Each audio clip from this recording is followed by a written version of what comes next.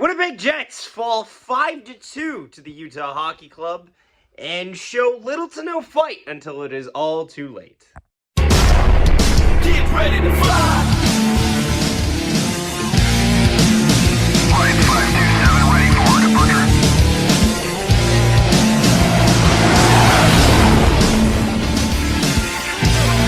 Get ready to fly!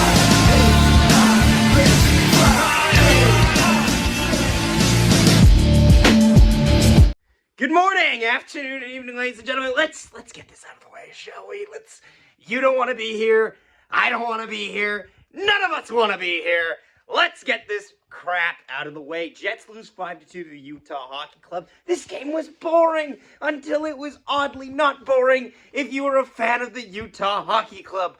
Stupid name. It'll get better. I hope they pick Yetis. Anyway. God, do I hate this game. Like, this game is dumb and it's boring. If you're gonna be bad, be entertaining bad. This was neither. The Jets get 2 goals, which feels not even real, honestly. Man, how do we even start with this game? So, Adam Lowry got injured. That kid sucks. From that, as well, there was people just dropping like flies.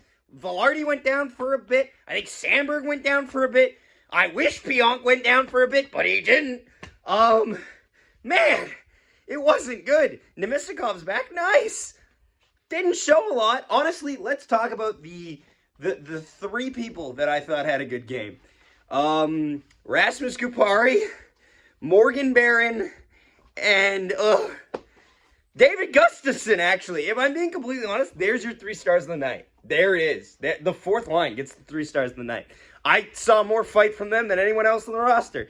Now, let's go into the problem. So, first period, not a whole lot happens, which is a good thing in this case, because when things do happen, it is against the Jets. Second period, though, off Neil Pionk and in. It's 1-0 Utah. Reaction here. Oh, for God's sakes.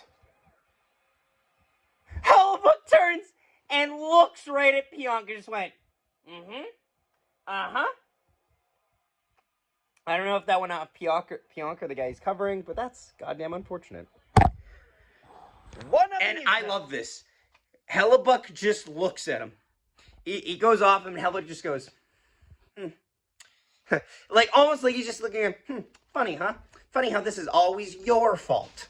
And Niels just goes, I'm so sorry. And it's like, brother, it's false promises. It's false promise. It don't feel like an apology when you do it every game. Did Logan Stanley play today? I didn't see him at all, which probably means he didn't play, and that's the only reason why I didn't see him at all. But I'm not complaining. I didn't see him. You know who I did see? Neil Pionk. Neil Pionk had a disaster class tonight, and he probably knows it too.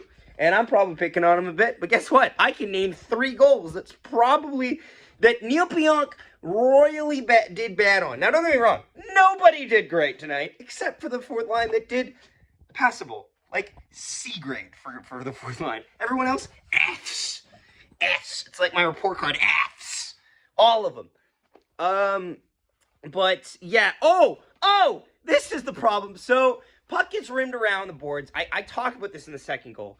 But Scheifele ignores it, which is like a bold strategy in the game of hockey. Ignore the puck. Let's see if it works out, Cotton. Sandberg gets handcuffed here and decides, I'm just going to throw a dart. Like, I just need to chip it forward. Fans on it. And then Neil Pionk, in a 2-on-1 situation, thinks, yeah, I got to take the pass, but I got to make it look like obvious I'm taking the pass. And it's like, brother, they're not, like, Logan, like, Cooley's like he's ready to shoot the thing, and he's going, no, I think I still got the pass. Logan Cooley, and he also, too, like, the 2-on-1 where the defenseman takes the pass, I'm all for this. As a goalie, I get it. But it does frustrate me when the defenseman doesn't even make an effort to do it. Like, don't turn this into a breakaway. You actually have to make a little bit of pressure on him. And Pionk doesn't do this. I get it. Okay, so there's so much wrong on this play. First off, Mark Scheifele lets this puck go to the point. Shouldn't have done that. Handcuffs Dylan Sandberg. That's not good. And then Neil Pionk doesn't even respect, Neil has to understand where the frick the shooter is. He's like, yes, it's a 2-on-1. He's at the inside of the circle. Brother. And now Paul Dano's fucking scored. He doesn't. He really doesn't. I wish he did, but he doesn't. Anyway, yeah, that's the end of the second period. What time is it? Moose Watch!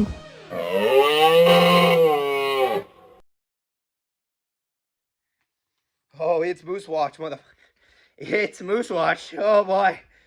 Since we have last spoke, the Moose have not scored a goal. They have been shut out twice in a row by the Toronto Marlies. They have not registered a goal. They denied their fans free pancakes, which is hilariously banal. I'm gonna tell you guys something. A little bit of a secret. I might meet 5 Moose players this weekend. That's it. That's all I can tell you with it, because I don't know if I have to sign a waiver for it, but it's a fun thing. It's a fun little thing, and I will talk about it later, at a later date after this weekend, depending on how it goes. I'm just a cool little thing. Anyway, I like letting you guys know first. Well, it's out there. But anyway, not the point. Yeah, prospects are fun, but I have nothing fun to talk about, honestly. Isaac Phillips looks okay, but he's definitely not NHL ready yet. Yeah, Moose still suck. That was Moose Watch. And I don't even have clips to throw out. So, third period. Let's just run this through. Here's goal 3.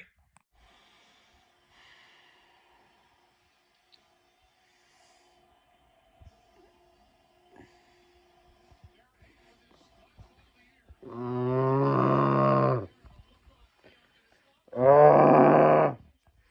then, while the iron is still hot, while the pan is still in the oven, here's goal 4.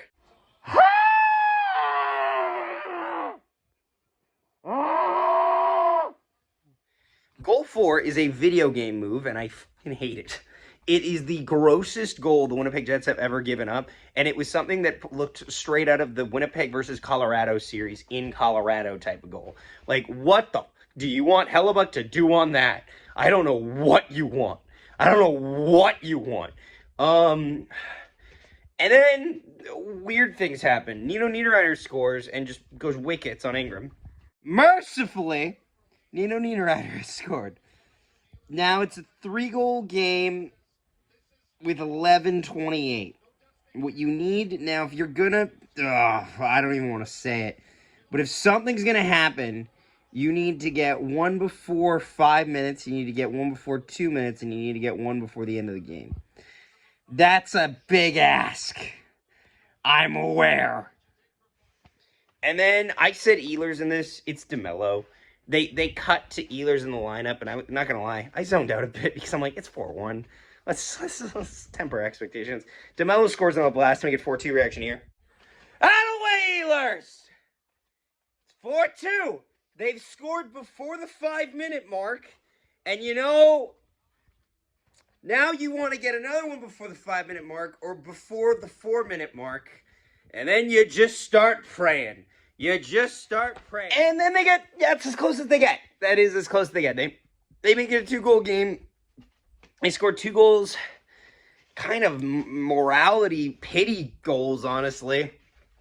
Stat patters, garbage time points to get on the board.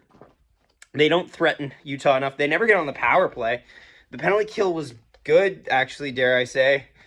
They never get to the power play. They never make plays that force them to get to the power play, which is another thing. You need to be good, but also you create power play opportunities by being good, and they weren't doing that. It is bright as shit. Yeah, let's do that. Yeah, that's better. Doesn't look like I have the power of Ra behind me. And then, yeah, they score 5-2 empty netter. So, again, here's the thing. If Neil... Oh, who's fighting now? Mark Scheifele? Where was this fight during the game? Kyle Connor? Where was this fight during the game? Number 7? Who are you? I don't know who you are. Who's this? No. Actually turn around. I have no idea who you are. But God, Neil Pionk fumbles at the line. And honestly, what else do you want to say? It's a goddamn terrible game. Jets will be back in action in 3 days. 2 days, on Wednesday, against the Colorado Avalanche. Uh-oh. I hope they perform. And then it's right back to Utah and then Calgary again. So we will see what happens. Thank you all so much for tuning in. Appreciate it. It's been a rocky season, but we're trying to get to 2,000 subscribers. Please leave a like on the video and subscribe. And we'll see you next time. Have a wonderful night. Nikolai Ehlers chips it through, gets around, and he shoots and scores! What a goal!